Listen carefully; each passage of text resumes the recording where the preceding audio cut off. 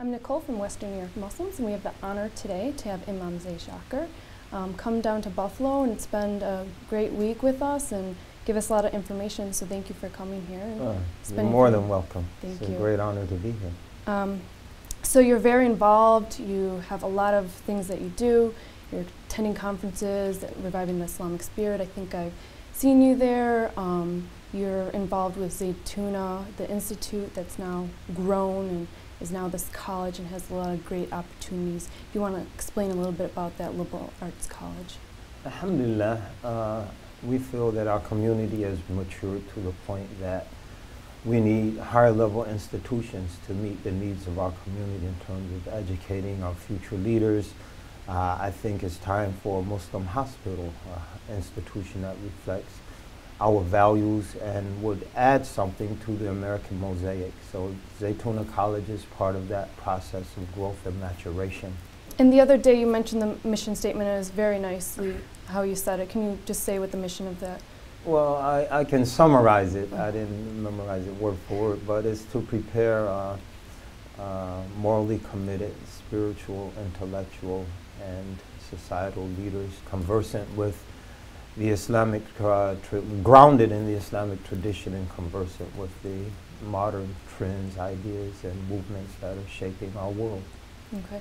And you also have your website, New Islamic Directions. And do you want to explain what the purpose of that is and how you're trying to reach the community? New Islamic Direction is just a forum where things that we write, or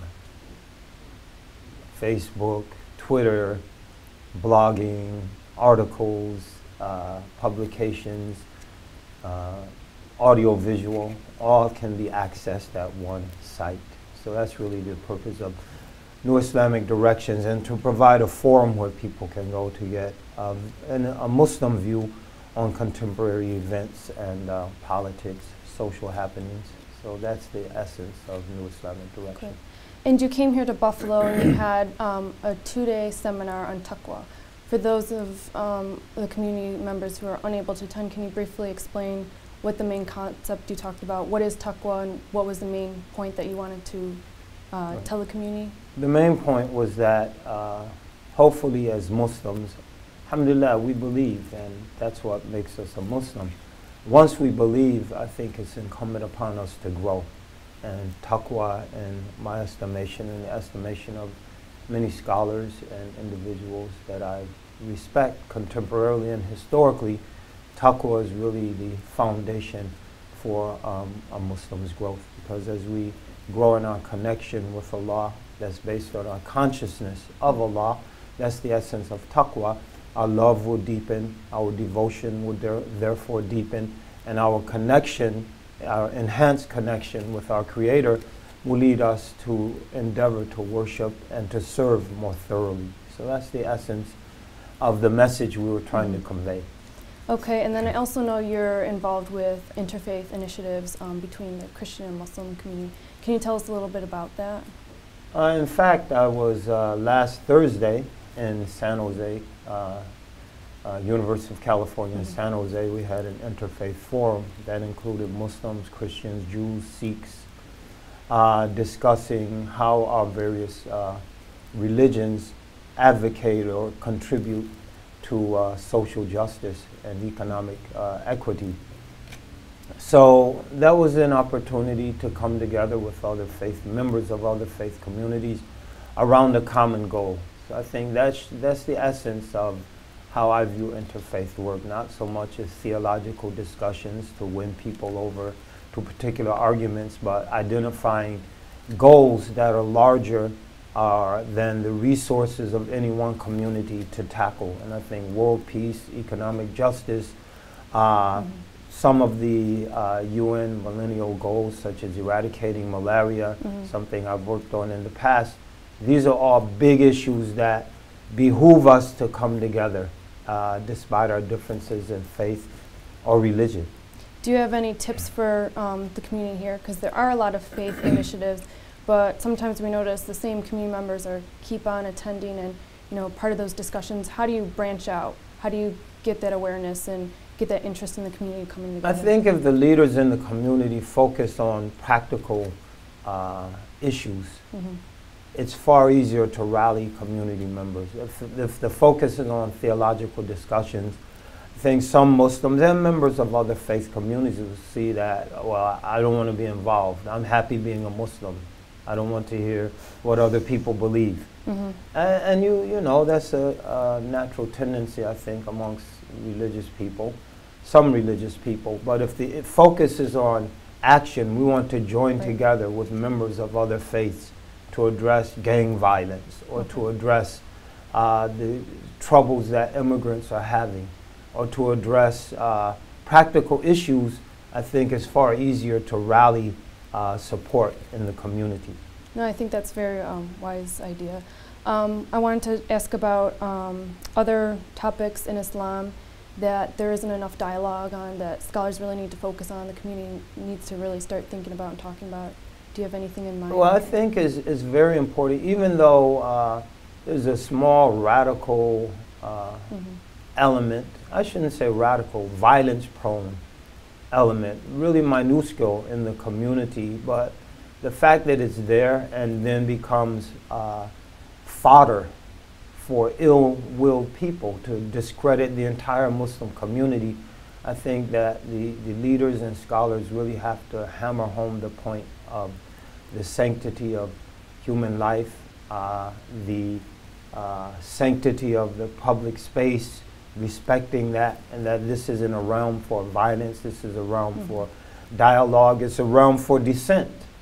And there are lawful ways to express one's disagreement with policies and with actions that the government might take, both constitutionally and within the realm of Islam. But those avenues don't include undertaking actions that would jeopardize the lives and property of other members of our common community. So I think this is one issue that really has to be driven home so that it cannot become a rallying cry for bigots and racist and anti-Muslim elements. So do you advocate for, you know, Muslims going into political office, Muslims going into the media, kind of to change what's being said in the media, the negativity, and just to change the discourse? I think definitely Muslims who have an opportunity should try to become involved in public service.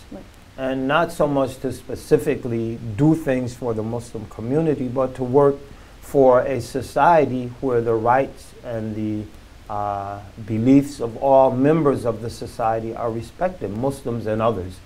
And so I think we need more fair-minded people, and if Muslims are fit that description, most definitely Muslims should try to add their weight and their voices to others who are trying to work for the betterment of our society. Okay. One last question. We know that you've converted to Islam. If you just kind of, without explaining your conversion story, because I know that might be hard to explain in a few minutes, but just give guidance to somebody who recently converted to Islam, or somebody who's interested in learning about Islam. If you could just give them something that maybe have helped you in your journey. Well, alhamdulillah, I converted. In a nutshell, I was looking for truth on the one hand and looking for an answer to some of the social problems that existed around me, and I found both in Islam. I think the most important message to convey to a convert is that Islam is a religion. And as a religion, a lot of the conventional roles and duties that a religion performs in an individual's life and in the life of a community are not divorced for Islam. So Islam should be a source of spiritual solace. Islam should be a source of guidance in terms of how to live a good moral life. Islam should be a path that one walks progressively onward towards a meeting with one's Lord. Now, saying that is not to divorce the fact that Islam also has its social, political, and economic teachings, and those are very important. But sometimes I think those get prioritized to such an extent that a person really sometimes might lose touch with the essence of the religion, and which is common to all faiths. And I think that's very important. Finally, I would say to take it slow, that life and the journey of Islam is a marathon, it's not a sprint. I know a lot of converts, they come in and it's, wow, I'm Muslim now, I have to learn this and do that, and they overwhelm themselves. Yeah. I have to learn Arabic, and I have to change my wardrobe, and I have to learn this, and I have to study the seerah and learn my fiqh, and it becomes overwhelming. I have to convert the whole world because I know I've gotten the truth, and I have to give this to the whole world, and it becomes a sprint, and then the person goes 100 meters and they're out of gas. And someone, this isn't 100 meters. It's a marathon. It's 26 miles. Right. So get a nice, comfortable pace, settle in, get a pace you're comfortable with, and get ready for a long journey. And they're like the marathon, they're going to be uphill sections. The going's going to be tough. There's going to be downhill. It's going to be a little easier. The sun's going to come out. You're going to sweat and lose a lot of energy and water, and then the clouds will shade the sun, and it'll be nice and cool. A little drizzle, you can pick up the pace, and so that's how it is. And be prepared for the ups, the downs, the good times, the bad times, and the easy times, the difficult times. Get a good pace and have a nice marathon. Well, thank you so much for sharing some of your knowledge with us. It's always interesting listening to you and your lectures. So thank you once again for coming here and talking with us. Alhamdulillah. Thank you for the opportunity.